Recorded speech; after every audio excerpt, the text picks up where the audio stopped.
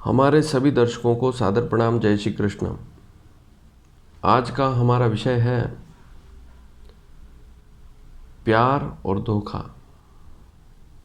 आजकल आप देखते हैं लड़का लड़की स्वयं ही अपनी पसंद से विवाह करते हैं या एक दूसरे को पसंद करते हैं। ऐसी स्थिति में भी बहुत सी बार ब्रेकअप हो जाता है, रिश्ता टूट जाता है। आखिर ऐसा क्यों होता है? किन ग्रहों के कारण ऐसी स्थिति बनती है? मान लीजिए कोई लड़का धोखेबाज है लेकिन लड़की को पहले से ही पता लग गया तो वह संभल सकती है। या मान लीजिए कोई लड़की धोखेबाज है और पहले से ही लड़के को पता लग गया तो वह भी उससे बच सकता है। इसी प्रकार से इस स्थिति को विवाह में भी देख सकते हैं। आजकल रिश्ते अनजान लोगों से होते हैं। पहले पुराने ज़माने में रिश्ता देख के करते थे, जान पहचान में रिश्ता करते थे। लेकिन आजकल एक परिवार दिल्ली में रहता है, एक परिवार कलकत्ता में रहता है या कहीं और रहता है, एक दूसरे को जानते नहीं हैं, परिवार एक दूसरे से परिचित नहीं है। उसके बाद भी वैवाहिक रिश्ते हो जाते हैं और फिर उसके बाद धोखे वाली स्थितियां बनती हैं।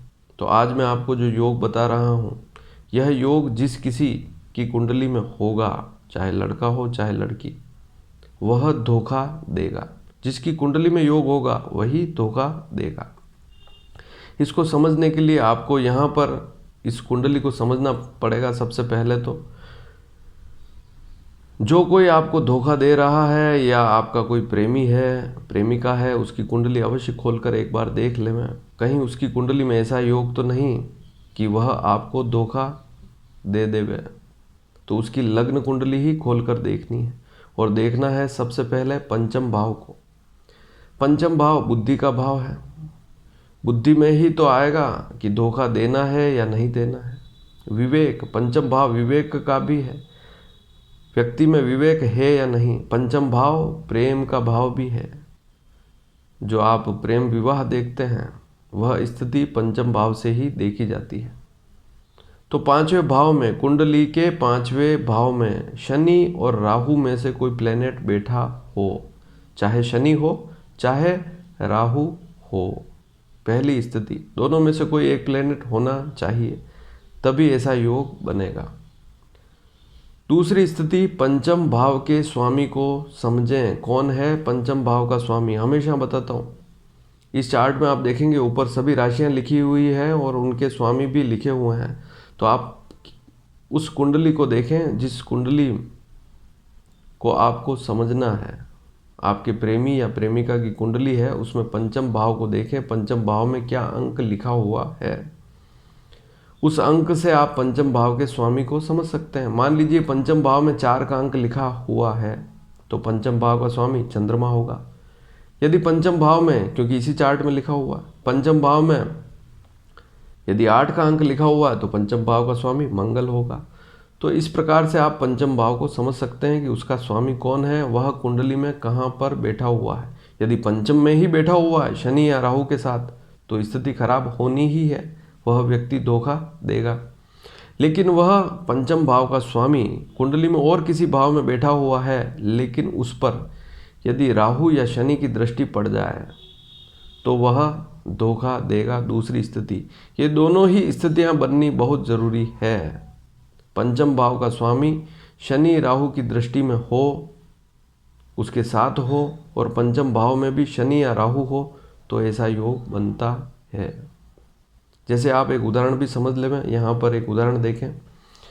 इस कुंडली में केतु 4थे भाव में, राहु 10वें भाव में, मंगल दूसरे भाव में है और शनि 5वें भाव में है। कर्क लग्न की कुंडली है। पंचम भाव का स्वामी कौन है? मंगल, क्योंकि पंचम भाव में 8 अंक लिखा हुआ है और वृश्चिक राशि पंचम भाव में है तो उसका स्वामी मंगल होगा।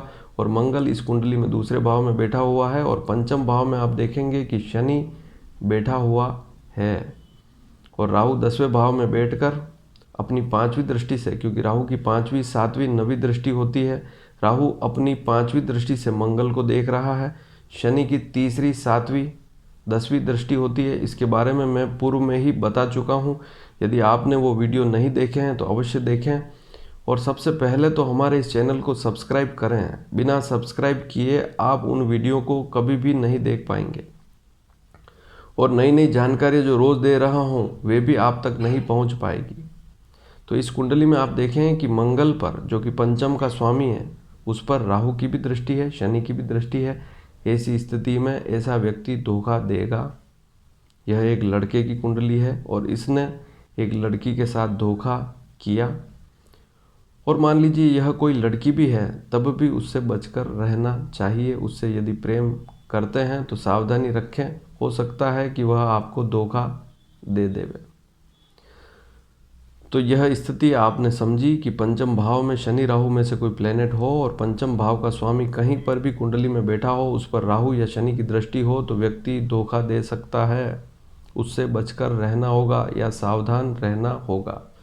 यह विषय आपको अच्छा लगा हो तो इसे शेयर अवश्य करिए और इस चैनल को सब्सक्राइब जरूर करें ताकि आने वाले समय में आपको महत्वपूर्ण जानकारियां समय पर मिल सकें। विवाह में भी ऐसी ही स्थितियां बनती हैं। जब आप मिलान करते हैं तब भी ऐसी ही स्थितियां देखी जाती है। कहीं एक लड़की है मान लीजिए और उसका विवाह इस कुंडली वाले लड़के से हो रहा है, तो ऐसा लड़का धोखा दे सकता है। तो यहाँ पर विवाह कर रहे हैं, चाहे जानते नहीं, प्रेम विवाह नहीं करते हैं या प्यार नहीं करते हैं, तब भी अरेंज मैरिज में भी धोखा मिल सकता है। और यदि ऐसा योग किसी लड़की की कुंडली में है और कोई लड़का ऐसी लड़की से विवाह करे तब भी वह लड़की धोखा दे सकती है। वैसे तो अनजान लोगों से विवाह नहीं करना चाहिए, लेकिन आजकल तो लोग इंटरनेट के माध्यम से वर वधू का चुनाव करते हैं। वैसे यह गलत है, और यदि करते भी हैं तो बहुत अच्छी तरह से देखभाल करें, परिवार को देखें, उसके बाद ही विवाह करें। धन्यवाद। जय श्री कृष्ण।